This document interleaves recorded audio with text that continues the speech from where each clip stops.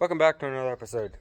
We are finally back to working on the 1086 after weeks and weeks of ordering parts. We finally got all the parts that we need for it, and we can finally start putting it back together. Boy, it's really dark in here. We gotta get it back together so we can immediately put it in the field, because we got some hay to cut. So hopefully the hay ain't too far gone by the time we get the tractor back together, because we need that to bale it, because that's the only tractor we got that will run the baler. The 706 will run it, but that's a narrow front, so we can't use that because that'll pack all the windows down. So we do got to use the 1086 because it's a wide front. So yeah, that means we gotta get her put back together. So my dad did start working on it yesterday. We started putting it back together I think last week we started putting it back together. Then we realized the flywheel was completely wrong. The old one's laying right here, and my dad did have to grind a bunch down. He just took enough off because there was where the friction plate was running here. You can kind of see it. Where the friction plate was running here, there was a big lip here. I'm starting to believe that this was ground down before my dad even touched it. And then he had to grind it down to get it smooth again, because this was all full of cracks. I'll try to throw some pictures in if I don't forget when I'm editing. But as you can see here, the rivets, this is the old friction plate. The rivets were hitting, as you can see, they were hitting this here ring that was around here. So that's not ideal at all. So we did make the executive decision and get a whole new flywheel. Clutch, we had to get a new clutch because we had to get a new clutch.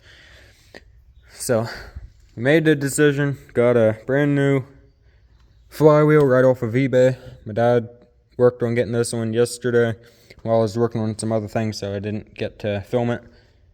And we did put a rear main seal in the engine. So engine's fairly sealed up, other than, we'll ignore that.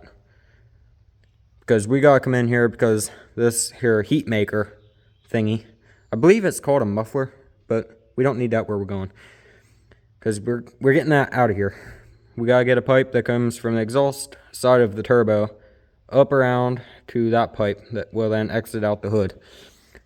Then it will be fully straight piped. And it don't make these tractors all that much louder, because these engines in general aren't that loud. So it don't make it that loud when you eliminate that thing there that I think is called a muffler. So, and you can hear the turbo a lot better. So yeah, that thing there is coming out. And there's the other part of the exhaust. Yeah, straight piped. So we also had to get a brand new PTO shaft here. Got that on. That's installed, that's working. Of course I didn't get to film that. Everything that we did here I did not get to film. Also, another thing I want to point out. This is the old PTO shaft that would ride in the pressure plate. Actually, right here is where it rides on the pressure plate. You can see that is shot. So got a new one of them. I already said that's in here already. Now I think next step is to work at pulling them together. So this ought to be fun. The worst part I think is going to be putting the starter in, because we got to jack the cab up, front of the cab up, so we can get in there to the starter, and we still can't get in there to the starter bolts. So that'll be fun, but let's get to working. One thing I forgot to point out is it would help to put the throwout bearing in there before we put it together. That'll sure help. Otherwise it's direct drive. We're gonna be using the phone for this. I was gonna use the GoPro here. Whoops. Pretend that didn't happen. We were gonna use the GoPro here, but GoPro does not do good in low light. That's just a GoPro thing. Dad's working on getting the new bearing put on a new throwout bearing put on, and when he comes back, we'll get that installed here. Alright, got the throwout bearing in here. The Chinese one does not sound great. So, that's fine. That's in. We got to put the snap ring on the other end, but we're not doing that right now.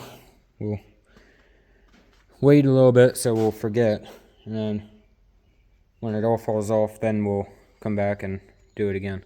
And we did put some spray grease. Did put some of that on the shaft there, so that'll give that some lubrication when we install it. So, and I did pump some grease in the grease fitting there for the throwout bearing, so that should be ready to go. It probably won't last very long, so that's fine. Next thing now is to pull it together. See what breaks.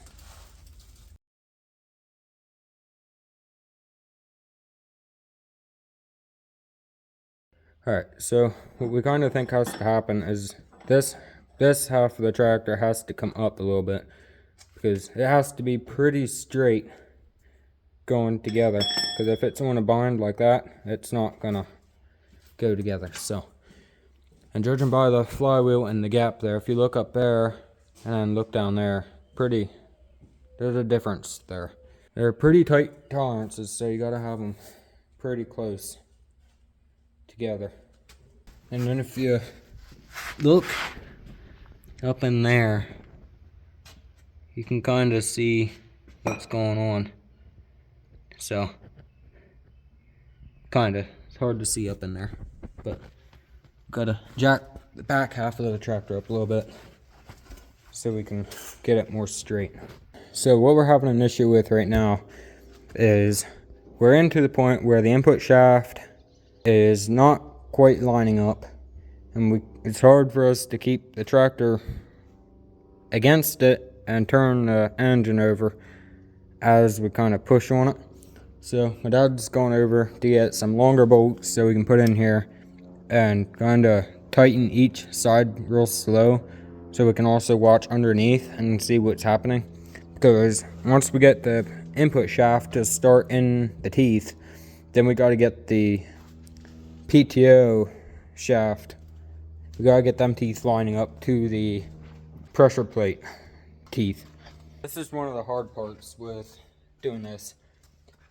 One of many is we got to get the engine perfectly lined up. He's on his way over here with the bolts. We're gonna get it in there. Now we slowly bring it in. Now you just watch that gap right there.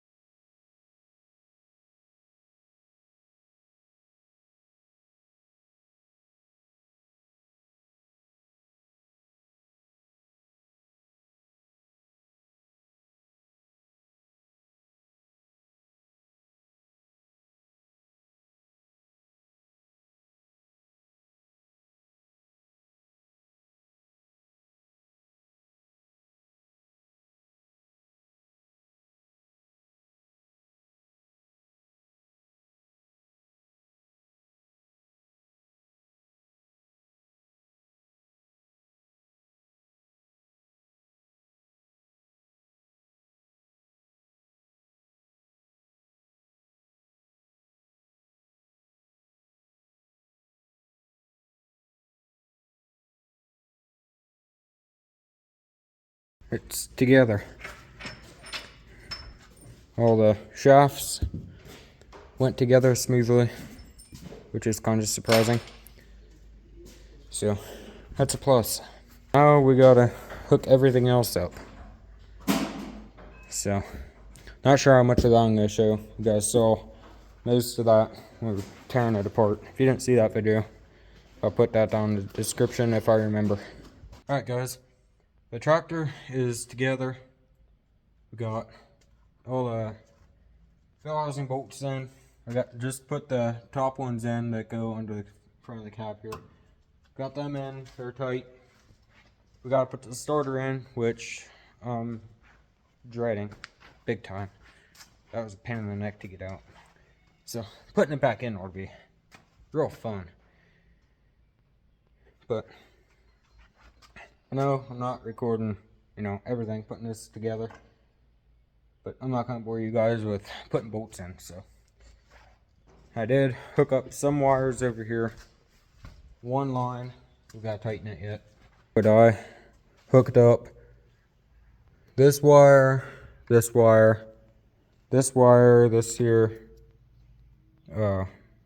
plug is disintegrating, so that's fine. We'll ignore that.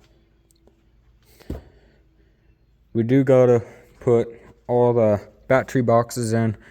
Gotta hook that linkage up, which we gotta do some adjustments because I can't get it hooked up.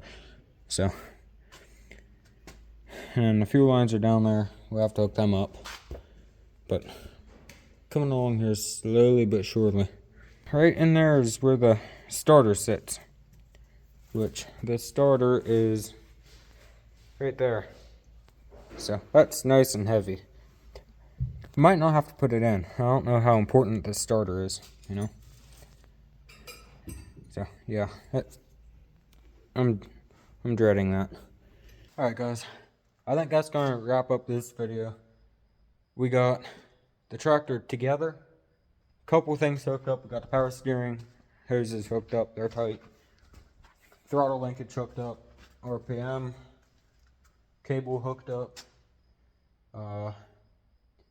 Couple other things hooked up. I already told you I got the wires hooked up. Starter's in, wires are hooked up to that. That was a job. I had to jack the cab up. And yeah, there's blood drawn on my hands, so yeah, that's fine. So yeah, I know I didn't show that much here on this video, but you guys saw a lot of the unhooking, the teardown in the last video of it, so that's why I didn't show a lot. The nice thing is the hard work is done. It's just getting everything hooked up. So that'll happen in the next video. We'll come back, get everything hooked up, and get it fired up and take it for a test drive. So you'll stay tuned for the next video. Not sure when that'll drop. Probably be next week sometime. So yeah, another thing we gotta do is put the battery boxes on. I'm dreading them because they were a pain in the neck to get off. And there's a couple other wires that we gotta unhook. We gotta get the heater lines that go up into the cab. These ain't in the bestest of shape. We'll say that. This one, that's the good one out of the two. If you look at this one, we'll get them combined. This one here is what it's supposed to look like. You can see how oversized it is. It's very soft compared to this one. So that's fine. But they go up the post of the cab. They go up the pillar of the cab, so they should be pretty fun to get off. Because they actually might just run up behind the plastic here. But knowing our luck, how our luck usually goes, they'll probably go up this here post. So you can't possibly get the new one up through. But we gotta get new ones of those. We gotta get coolant for it because we're gonna drain this coolant and put new fresh coolant in it. That's gonna be it for this video, I think. Everyone smash that subscribe button, like, comment, also share, copy link, helps out a lot. We'll see you on the next one. Peace out.